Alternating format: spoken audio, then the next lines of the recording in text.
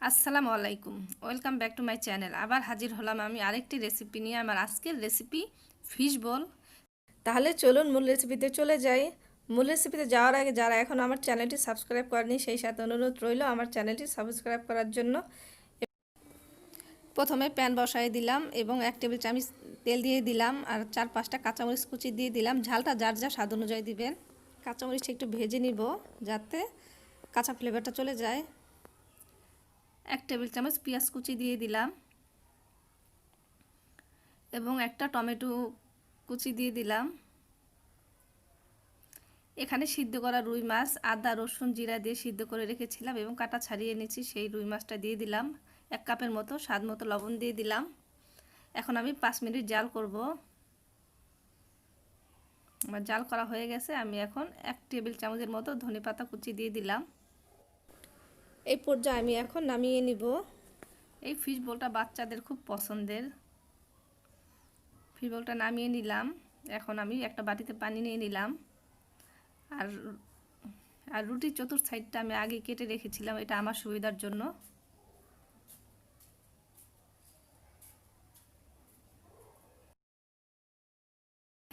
বড় একটা পাত্রে পানি নেওয়া উচিত ছিল, আমার ভুল হয়ে গেছে, সরি। এখন সেই পুরটা আমি পরিমাণ মতো রুটির উপরে পুরটা দিয়ে দিব। এখন আমি আরেকটা রুটিও সেম আকারে ভিজিয়ে নিলাম। রুটি ভেঙে গেল সমস্যা নাই, এটা গোল আকারে শেপ নিবে, তাই এর জন্য ভেঙে গেল সমস্যা নাই।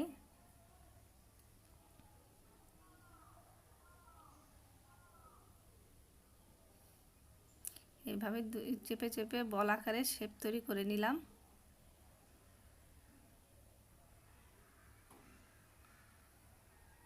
এখন আমি আরেকটা রুটিও ভিজিয়ে নিব।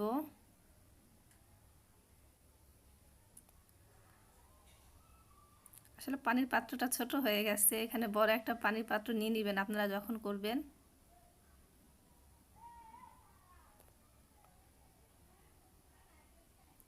আমি সেম আকারে আবার আরেকটা রুটি ভিজিয়ে নিব। ভিজিয়ে নিলাম। এখন সেই সেম আকারে আমি গোল আকারের একটা বল শেপ দিয়ে দিব।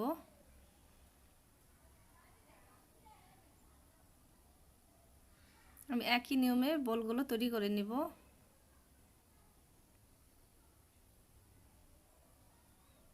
আমি রুটিটা আগে ভিজিয়ে রেখেছিলাম।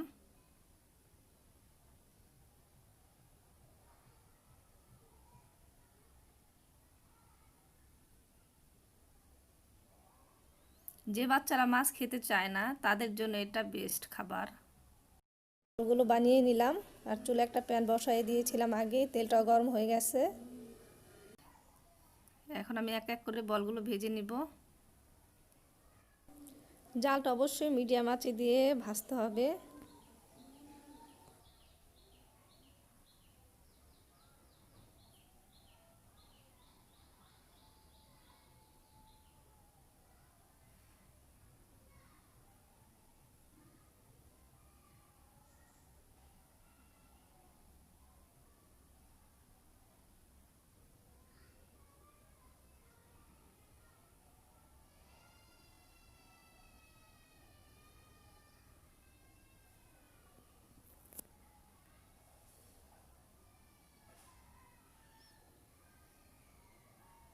ভাজা হয়ে গেল, তৈরি হয়ে গেল আমার ফিশ বল।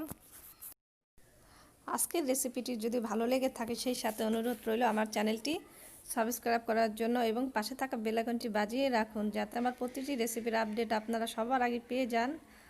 আজ এই পর্যন্তই, আবার নতুন কোনো রেসিপি নিয়ে হাজির হব। আল্লাহ হাফেজ।